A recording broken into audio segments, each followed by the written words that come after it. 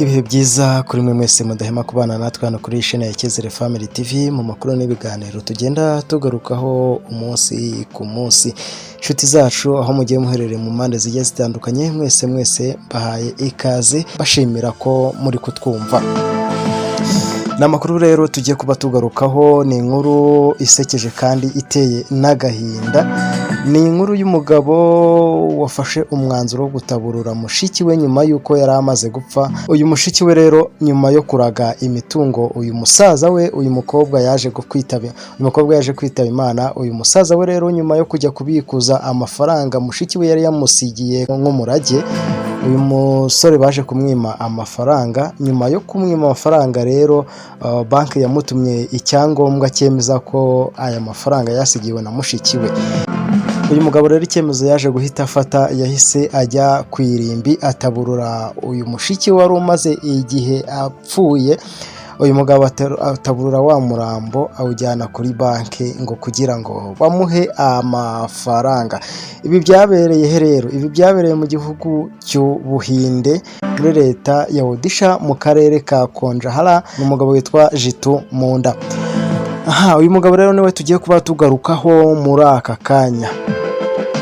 Amakuru avuga ko mbere y'urupfu rwa mushiki wa Munda yari yarashyize kuri konti amafaranga agera ku marubiya 190 yakuye mu matungo yagurishije, ariko bitewe n'uko nta wundi muntu yari afite wo kuraga umutungo we awusigira Munda.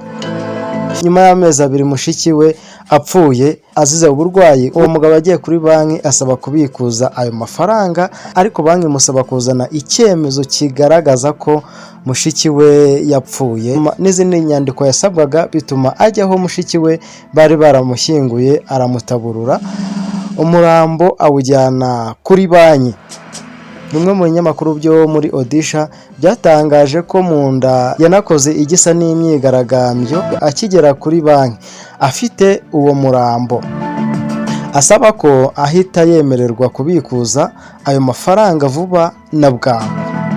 Nyuma yo kubona uwo murambo, abakozi ba banki bahise babimenyesha inzego z'umutekano. Uwo murambo uvanwa aho ngaho wongera kujya gushyingurwa, mu gihe Munda yasezeranyijwe guhita ahabwa ubufasha kugira ngo ayo mafaranga ayabone mu buryo bwemewe n'amategeko. Ni inkuru rero y'umugabo wo mu Buhinde witwa Munda wafashe umwanzuro nyine akajya gutaburura uyu murambo nyuma yo kwimwa amafaranga mushiki we yari yaramusigiye kuri konti ayamuhaye nk'umurage. Nshimire mwe mwese rero mudahwema kutwumva mu makuru tugenda tubagezaho umunsi ku munsi. Njye inshuti Isaac mbifurije ibihe byuzuyemo ibyiza byose mwifuza. Tuzasubire mu yandi makuru azaza.